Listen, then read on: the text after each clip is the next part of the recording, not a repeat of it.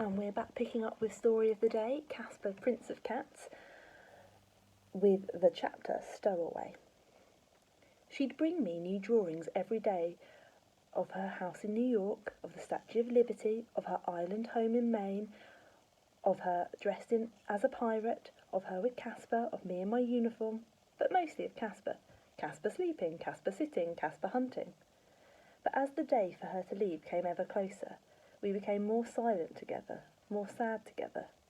She would hug Casper close all the time she was with us in my room, and I could feel her wanting to stretch every minute into an hour, into a week, into a month.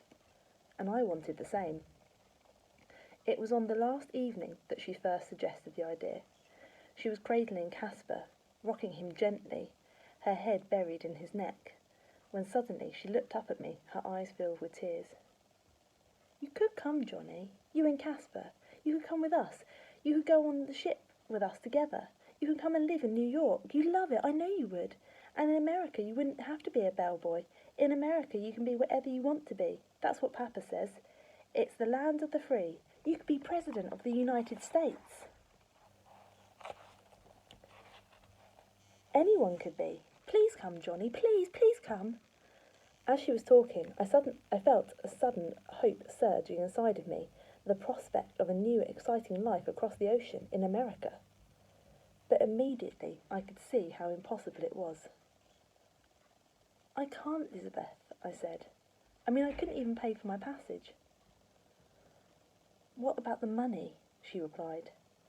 What about the money that my father gave you?" I told her everything, all about how Skullface had blackmailed me. I hadn't intended to, it just came pouring out. Elizabeth was silent for a while. "She's a witch," she said finally, "and I hate her." Then she brightened suddenly. "I could ask Papa," she went on. "He's got lots of money. He could pay for your passage." "No," I told her firmly. "I don't want money from him." She looked hurt and crestfallen at this, and at once I wished I hadn't spoken so directly. "You don't want to come, do you?" she said. "I do," I told her. "I really do. I don't want to be carrying luggage and polishing shoes all of my life, do I? And I'd love to go across to America in a big ship, like the one you drew for me. What was it called again?" "Titanic," Elizabeth said, in tears now. "And we're going early in the morning. We've got to go by first train. Ma says before we can get the ship. You could come with us. You could come and see us off. You could bring Casper." "I suppose I could see the ship then, couldn't I?" said. But I knew, even as I spoke, that I was grasping at straws. "It's no good, Elizabeth. Skullface wouldn't let me have the day off work. I know she wouldn't. I'd really like to see the Titanic too. Is it really the biggest ship in the whole world?" "And the fastest," she said, getting up suddenly and handing me Casper. "I'm going to speak to Papa. You saved my life, didn't you? I'm going to ask him, and I'm going to get him to tell Skullface too." She was out of my room and gone before I could stop her. The very same day, only a few hours later, Skullface was seen walking grim-faced out of the tradesman's face with her suitcase. Never to return, as Mr. Freddy had told me with a smile all over his face. But I never saw my money again. The next morning I found myself sitting in a first-class train carriage with the Stanton family on the way to Southampton. The manager had told me that he had a special request from Mr. Stanton that Casper and I were to be allowed to accompany the family to Southampton and help them with their luggage on board the ship. He said that considering recent events and how I had enhanced the good name of the hotel, he would be happy this one time to let me go. But I would be on duty, he reminded me. I had to wear my Savoy uniform, carry all their trunks and bags on board, and see to their every need until the ship sailed. In among the luggage I carried out of the hotel on that day was a picnic basket Mary O'Connell had borrowed from the stores. Inside the basket was Casper. He yowled all the way down the lift, wailed all the way across the lobby, past Mr. Freddy, who lifted his hat to him in farewell.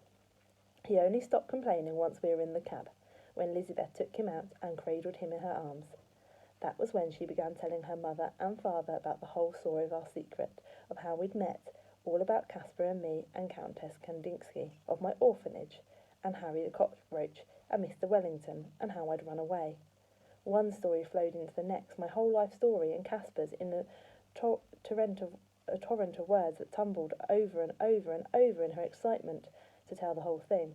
She hardly paused for breath until we got to the station. Caspar sat on Lizabeth's lap all the way to the train. It was, for the most part, a silent journey, because Lizabeth slept, and so did Caspar. I shall never forget my first sighting of the Titanic. She seemed to dwarf the entire dockside. As I went up the gangplank, carrying the Stantons' trunks, Elizabeth in front of me, carrying Caspar in a picnic basket, the band was playing on the quayside, and there were crowds of people everywhere, spectators on the shore, and passengers all along the railings. High excitement and anticipation on every face. I was agog with it all. Twice or three times I went back and forth to their cabin, Deck C, number 52. I've never forgotten that number. Their cabin was at least as spacious as their rooms at the Savoy, and just as luxurious. I was bowled over by the splendour of everything I saw, by the sheer enormity of the ships, both inside and out. It was grander and more magnificent than I could have ever imagined.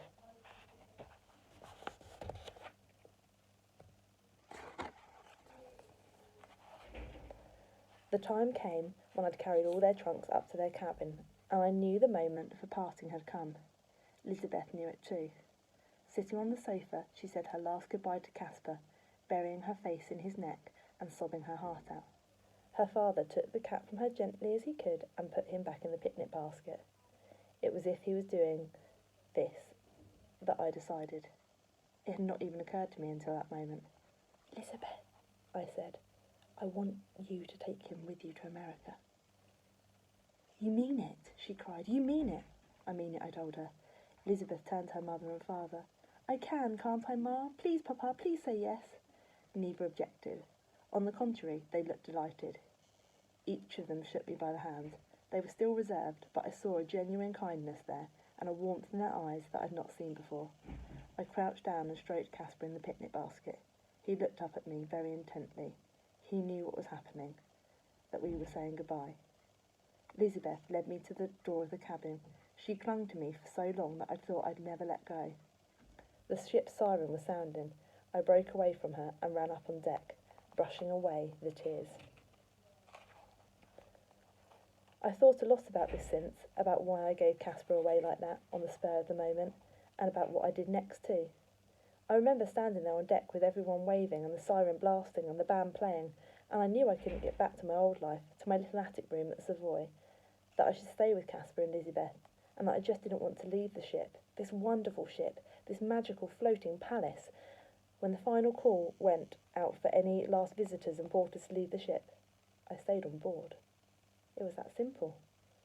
I ran to the rail and began waving at all the other passengers. I was one of them. I was going. I was going to America, to Lizabeth's land of the free, where I could be anything I wanted to be. It wasn't really until I saw the Titanic moving away from the dockside and the gap widening in the sea that I realised quite what I had done, what a momentous decision I had made, that there was no going back. I was a stowaway on the Titanic. And next week we'll pick up "We've only gone and hit an iceberg."